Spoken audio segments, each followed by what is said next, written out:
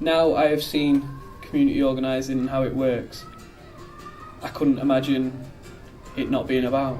I mean, I think every city should have it in every area, because people are willing to do stuff. They just need that encouragement, they just need that push, and a community organiser is that push, and then they're also the glue to hold it together, because people form these groups, but they often need someone who isn't working full-time and volunteering part-time to kind of hold them together, do the stuff that they can't kind of bridge in between stuff. So I think a community organiser is vital.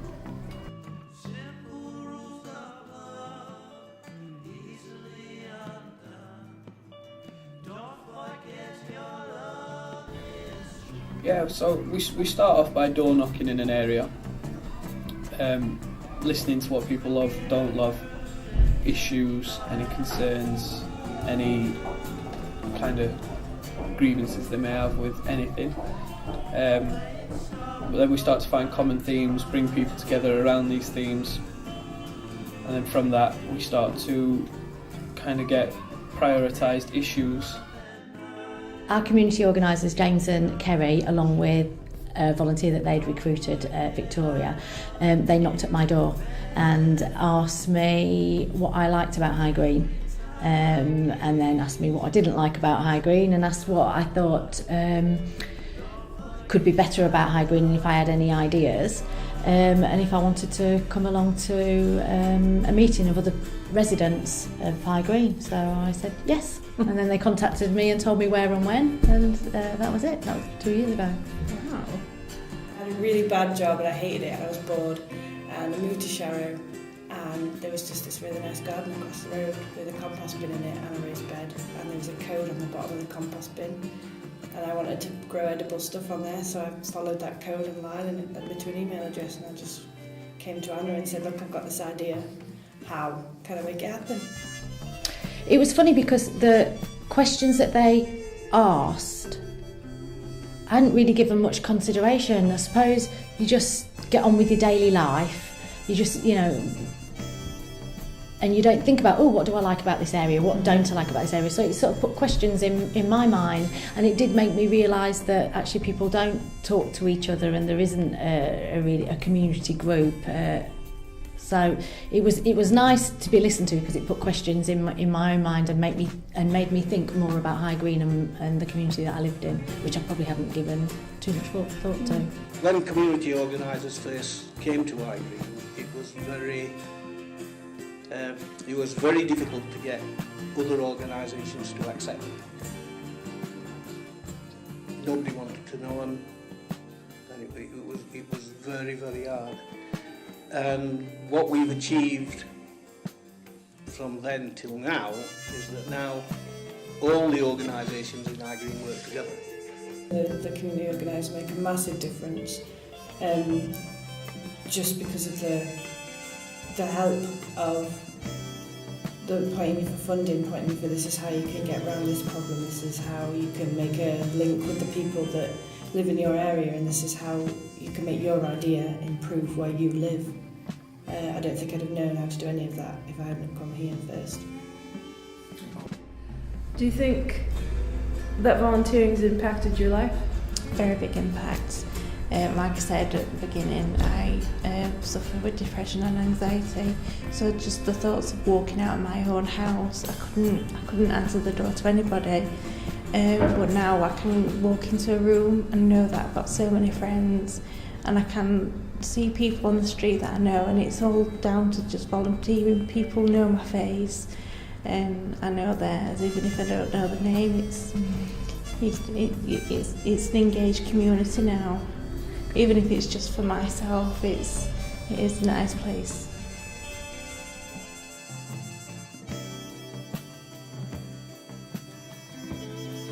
Yeah, I can't even think of half the things we've done. We've done so much. It's unbelievable. We really have in just a couple of years. And none of us would be involved if it wasn't for the community organisers. I wouldn't have known where to go. If someone hadn't come and knocked at my door, or I hadn't maybe seen something in a newspaper or been invited, I wouldn't have known what to do. I'd have carried on in my day-to-day life not thinking about it.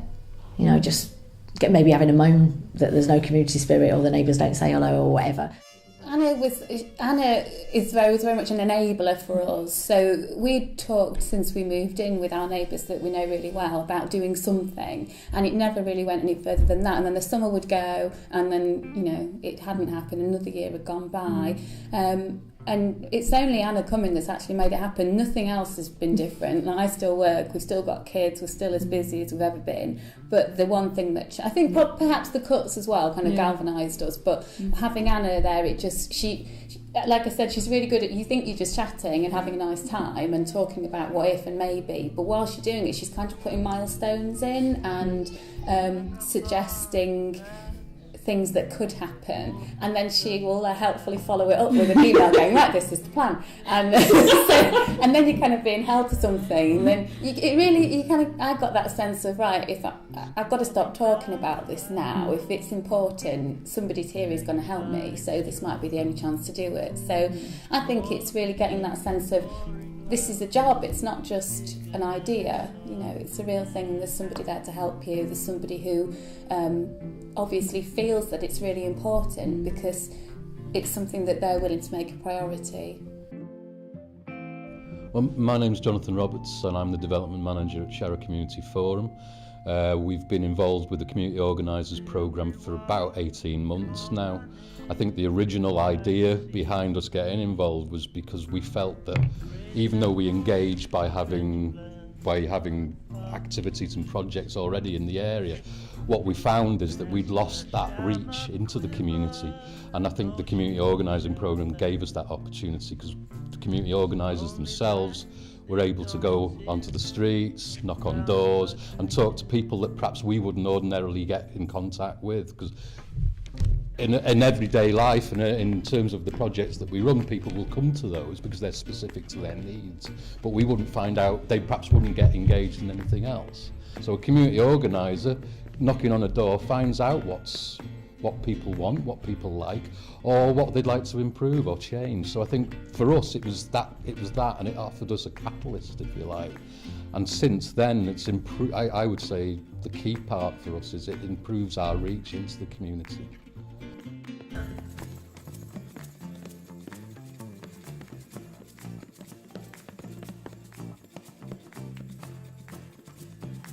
When you listen to about a community organiser, it feels like you can be honest in your answer because they're not attached to any kind of authority. If an authority asks you a question, you might be more closed and not 100% truthful because of who's asking it you. You might feel a bit pressured. Whereas with a community organiser, with it being all anonymous, you can just be 100% open and it feels good to be listened to. Because you, as I say, it's all honest. You can just tell them exactly how you feel and think about everything. I think if you've got areas of your community that you just can't get to, then the community organiser, I suppose if you get the right person in the role, can do that for you. They're non-threatening, they're non-partisan, they're not coming out from the council, feeding back to anybody in particular, they're independent. I think they add a lot of value because in doing the work that the community organisers do, Anna hasn't just helped us, but she's been able to represent the views of local people to her organisation too, and I think that's, my understanding is that's probably helped them shape some of their strategy and how they're going to go forward. So the more the community organiser gets to know local residents, the more they know about what resources out there. I would say that they can be a real asset to whatever your company is, because not only can they change the area around your company, you can also use they find out stuff that you never will because of who you are. A community organiser will hear stuff. They will hear how your area and company itself needs to change and can change, and what's people's opinions on it. And if you're not quite engaged with the community, they'll find out why, because people will speak to them, rather than if you went yourself or sent one of your employees yourself. They won't talk to you because they won't be honest with you. They'll tell you what they think you want to hear. Whereas with a community organiser, they'll be straight up and straight to the point, because you do hear things about companies in the area, the place that you are employed by. They are honest. with you, because you state the fact that you are not working for them, you're working for the community. Yeah, if the community organisers can have the same impact as they have on High Green, it'd be wonderful. It really would. Our organisers did an absolutely fantastic job. James and Kerry, they were really passionate about community organising. They were professional and friendly, and everybody in the a lot of people in the community know our organisers, and we've all worked together as a really good team, and if other areas could do that, it'd be great. And then if those areas can then join together, and it's, to be honest, it's saving. We're saving money because we're having all these volunteers doing these voluntary roles as well. It's like, even with the community centre, the volunteers are trying to make it profitable to save the council money. There's a lot of good, and a lot of it's down to community organisers and the fact that we try to get everybody to come together, and that's what's happening.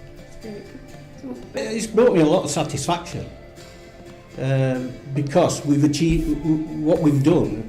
In 99% of the things that we've took on, we've actually achieved our objectives. So yeah, it's very good.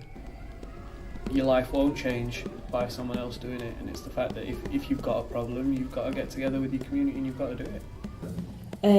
I would say don't be put off if you don't know where to start. The enthusiasm is all you really need. The direction can come from somewhere like this, from the community organisers. All you've got to want to do is get up off your bum and do something, and if you've got that, then they will help you.